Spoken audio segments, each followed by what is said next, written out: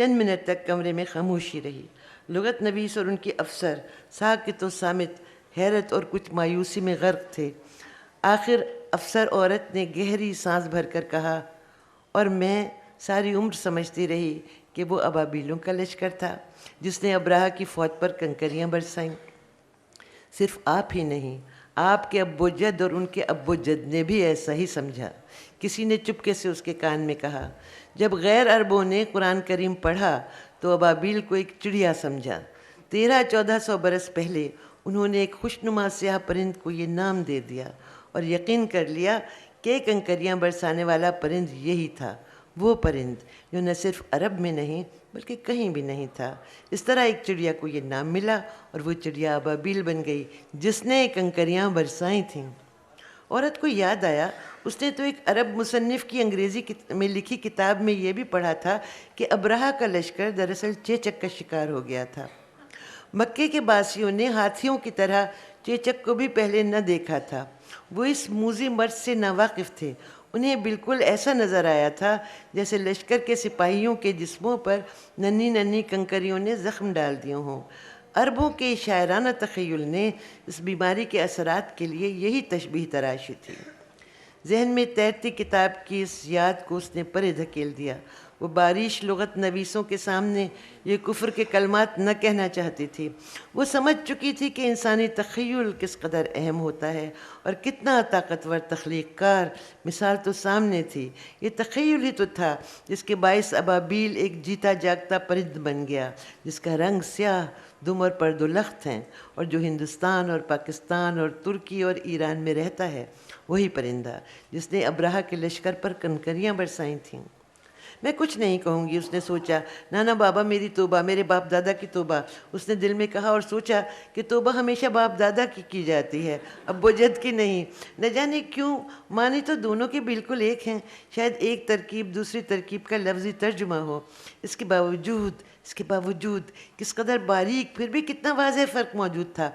باپ دادا سے ہم زیادہ بے تکلف ہیں، ان کی توبہ بلاتے رہتے ہیں۔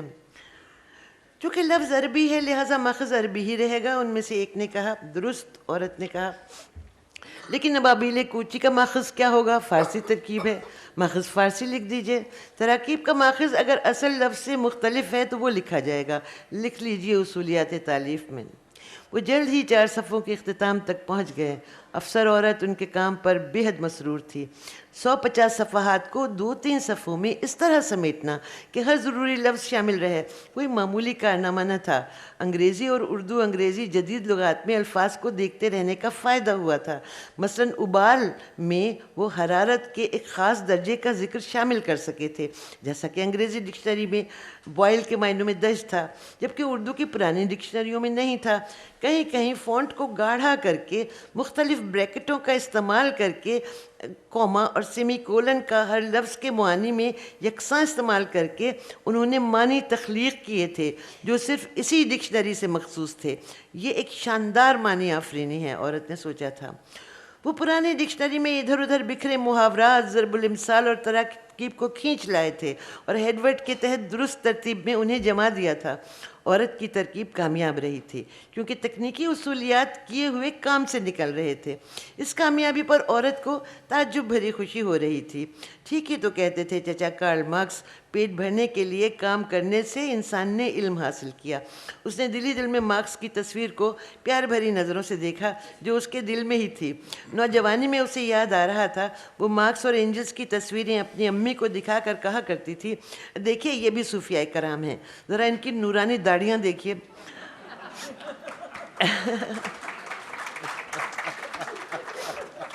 امی ہنس کر اس سے کہتی تھیں، بکو مت، یہ اور قسم کے لوگ ہیں۔ اس کا بے چارگی سے ٹیم سے یہ کہنا کون سا لفظ لینا ہے اور کون سا نہیں، بالآخر یہ فیصلہ آپ کو ہی کرنا پڑے گا، سود مند ثابت ہوا تھا۔ اب وہ ہر لفظ میں گہری دلچسپی لے رہے تھے، اور سچ تو یہی تھا کہ اس کے سوا اور چارہ بھی کیا تھا۔ لفظوں کے بارے میں اگر حتمی فیصلہ افلاطون بھی آ کر صادر کرتا تو اسے بھی چیلنج کیا جا سکتا تھا، جبکہ افسر عورت کو تو افلاطونیت کا دعویٰ بھی نہ تھا۔ یہ دعویٰ کرنے سے وہ بال برابر ہچکچاتے تھے۔ عورت کو اپنی ٹیم پر بے حد پیار آ رہا تھا. کتنے ذہین, محنتی اور من موہنے ہیں یہ لوگ.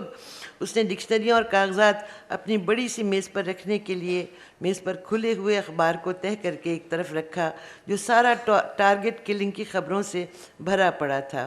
2-3 دن سے میڈیا کے ذریعے یہ بھید نہیں کھل رہا تھا کہ کون کس کو مار رہا ہے. آیا شیعہ سنیوں کو یا سنی شیعوں کو قتل کر رہے ہیں, یا مہاجر پٹھانوں کو یا سندھیوں کو, یا سندھی یا پٹھان مہاجروں کو قتل کر رہے ہیں, یا یہ سب ایک دوسرے کو ہر قتل کے انتقام کے لیے گولی کا نشانہ بنا رہے ہیں. تیسری صورت یہ بھی ممکن تھی کہ یہ قتال خود ایجنسیوں کا کھیلا ہوا ایک تماشا تھا جو کسی خاص مقصد براری کے لیے منعقد کیا جا رہا تھا. چوتھی صورتحال یہ بھی تھی کہ اس کے پیچھے کوئی غیر ملکی ہاتھ ہے. شاید یہ باہر والوں کو یہ باتیں بہت مذاق خیز لگیں, لیکن انہیں کیا پتہ بھائی, کسی کو کیا خبر. یہاں کے حالات تو مدت سے بس ایسے ہی ہیں. کتابیں میز پر اوپر تلے رکھ کر تشکر سے پر لہجے میں عورت نے کہنا شروع کیا. سمجھ میں نہیں آتا میں آپ لوگوں کی کیسے تعریف کروں. پہلے مجھے فکر تھی کہ پتہ نہیں جو ذمہ داری ہم نے لی ہے جدید طرز کی ڈکشنری بنانے کی, آپ اسے پورا بھی کر سکیں گے یا نہیں. پھر وہ جوش مسرت میں ان سے مذاق کرنے لگی. مثلا میں تو آپ لوگوں کے حلیے سے خوفزدہ رہتی تھی, ڈرتی تھی کہ کہیں کوئی خودکش بمبار تو آپ میں نہیں.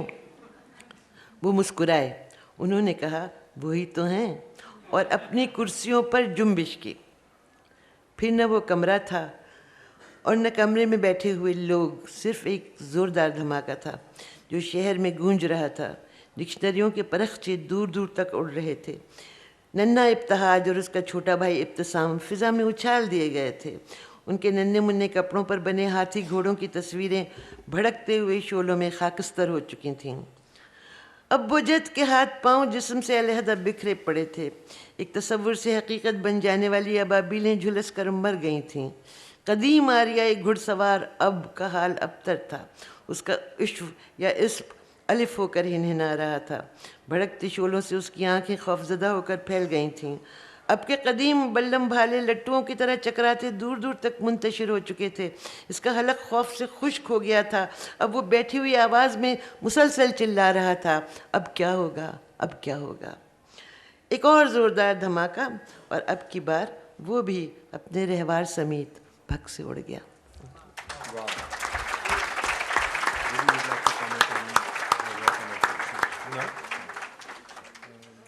میرا خیال ہے کہ اس بات کو آگے بڑھانے کے لیے فہمیدہ سے اتنی دلچسپ تحریر آپ نے سنی ہے.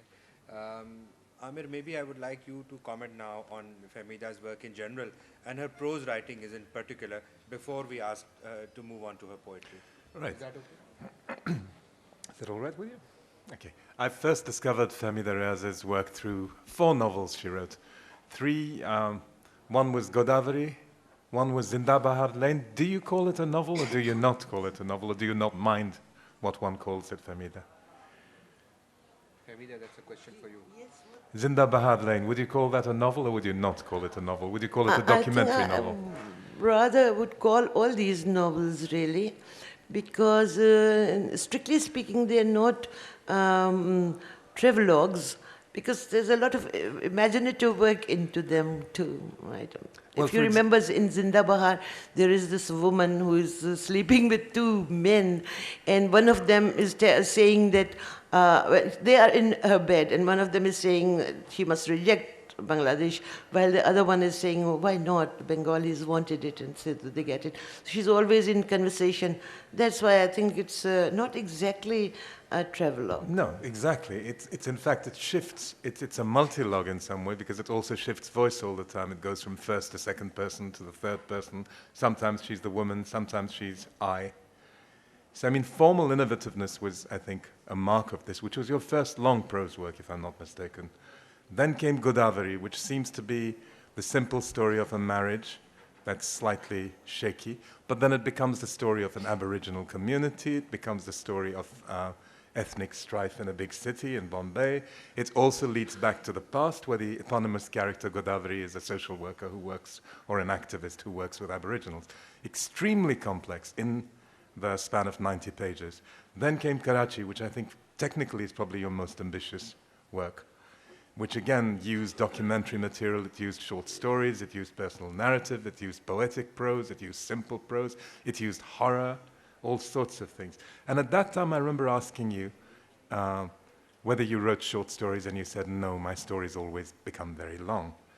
In those long stories, and then there was also People, which was written in English, again, reminiscent of Kundera and the way it shifted registers, shifted between past and present, shifted into stories of, from folklore, poetic reminiscences, all sorts of things.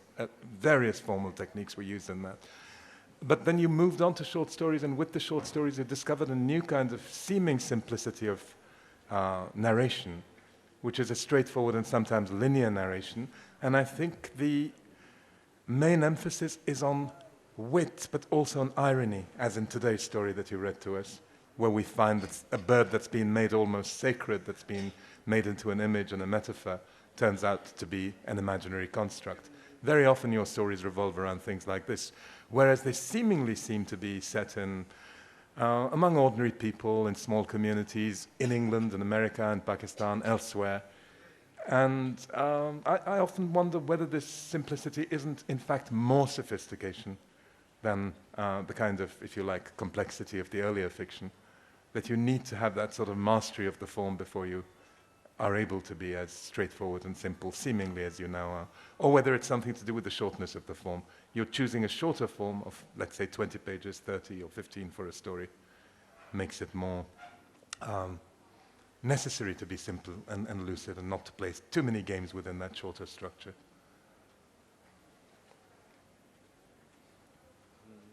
I don't know if maybe Fahmida would like to respond to that. लेकिन एक बात मेरा ख्याल है कि मैं और भी यहाँ कहना चाहूँगा कि पत्थर की ज़बान की नज़में जो फ़हमीदा रियाज़ का पहला मजमुआ है, तकरीबन उसी के आसपास फ़हमीदा रियाज़ ने कहानियाँ भी लिखी और नज़में और कहानियाँ इनके साथ साथ चली।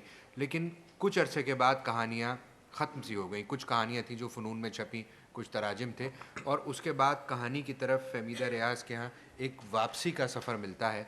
क्या उनको सीधी सीधी कहानी कहा जाए या नावल कहा जाए, उसमें जानबूझकर ऐसा लगता है कि यादनिगारी, सफ़र, एक सियासी तज्ज़िया, कुछ उन मुल्कों की मकामी सियासत, उनको मिलाकर एक ऐसा खाका तैयार किया गया या एक उसका ख़मीर तैयार किया गया है जो अगर नावल नहीं है तो नावल की एक बदली हुई या तरमीम शुदा शक्ल है, और हम उसे नावल क्यों ना कहें। नावल के लिए कुछ ज़रूरी तो नहीं कि हम वो, आप आमिर मुझसे ज़्यादा बेहतर जानते हैं कि हम जो विक्टोरियन और एडवर्डियन ज़माने का नावल था उसकी बंधी टकी लकीर पर चलते रहें, बल्कि नावल की एक इंतहाई बदली हुई और मुख्तलिफ़ सूरत हाल है जिसके को पढ़ने का फ़हमीदा तकाज़ा करती हैं। मुझे इनकी तहरीरों में जो एक बहुत दिलकश चीज़ महसूस होती है उसके इन सब बातों के अलावा, वो ये कि जैसा आपने कहा कि विट और आयरनी और उस पर रिलायंस, यानी सख्त से सख्त कमेंट जो इस कहानी में भी मौजूद है, उसको ये बड़े आराम के साथ मिज़ाह और तंज़ का जामा पहना के दाढ़ी पर भी कमेंट कर जाती हैं, ज़बान पर भी, ज़बान की कंस्ट्रक्शन पर भी, और जिस तरह हम अपने खौफ को तैयार करते हैं। आप कुछ अपने दिफा में मज़ीद कहना चाहती हैं? हरचंद के मेरी दाढ़ी नहीं है और मैं आपसे लुगत के बारे में बात नहीं करूँगा। तुम्हारी दाढ़ी पेट में होगी।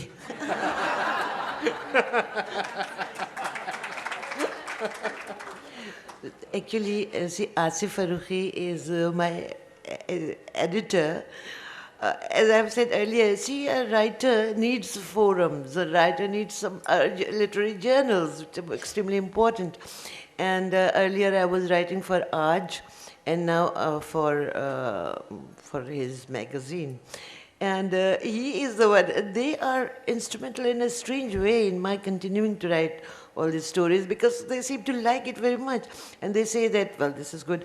There was another one about which I would, in fact, like you to express your ideas.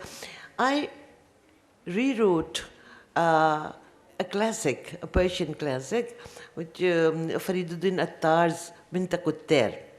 It is a very famous classic, and of course it's all in poetry, and it's been translated into many languages. In English it was translated under different titles, but the one that I used Of course, along with the original text, which I could find in Khana Farhange Iran, was the Conference of the Birds, right? It's a Penguin modern classic. Penguin Right. classic. Yeah. So Asif was quite fascinated. He said, "Oh, I always thought somebody should do it." So I said, "Well, let's look at this. I'm doing it." He didn't expect, because I have the reputation of being a Marxist writer. What would I be doing with Attar, right? So this was generally the impression. But then he very happily published it. And why don't you now tell me and them something about Parindon ke Kafle Parindon ke? He even gave this title to that whole issue. अच्छा, मैं सिर्फ ये बताऊंगा, thank you for having put me in the dock, so to से। फहमीदा रियाज की कहानी पढ़ना भी कोई आसान काम नहीं होता कारी के तौर पे। मंतक़ तैर के साथ इन्होंने वही सलूक किया जो ये किसी भी क्लासिक के साथ कर सकती हैं, क्योंकि उसको मुझे ये बताया जाता है, मैं ख़ुद तो तसव्वुफ़ से वाकिफ़ नहीं हूँ, कि तसव्वुफ़ की किताबों में उसको एक टेक्स्ट बुक के तौर पे पढ़ाया जाता है। मुझे एक बहुत दिलचस्प इंकशाफ ये हुआ कि वो कॉन्फ्रेंस ऑफ द बर्ड को मैनेजमेंट की कंसल्टेंसी करने वाले लोग मैनेजमेंट की या सेल्फ हेल्प की एक किताब के तौर पर भी पढ़ते और पढ़ाते आए हैं। मगर कॉन्फ्रेंस ऑफ द बर्ड, जिसकी कहानी ये है कि 30 परिंदे सी मुर्ग की तलाश में निकलते हैं, वो जो मिथिकल बर्ड है, और पता ये चलता है कि वो सी मुर्ग दरअसल सी मुर्ग, जिसके फ़ारसी में मतलब हुए कि 30 परिंदे, तो आखिर में जो एक मिरर है वही उनका सफ़र का अंजाम है। लेकिन एक सीधी सादी तसव्वुफ़ की अलामतों से भरी हुई और ज़िंदगी की मानवियत से बात करने वाली किताब को अगर फ़हमीदा रियाज़ पढ़ें तो उनको सबसे पहली जो चीज़ याद आई वो बर्ड फ्लू याद आया। कॉन्फ्रेंस ऑफ द बर्ड को अगर आज आप पढ़ें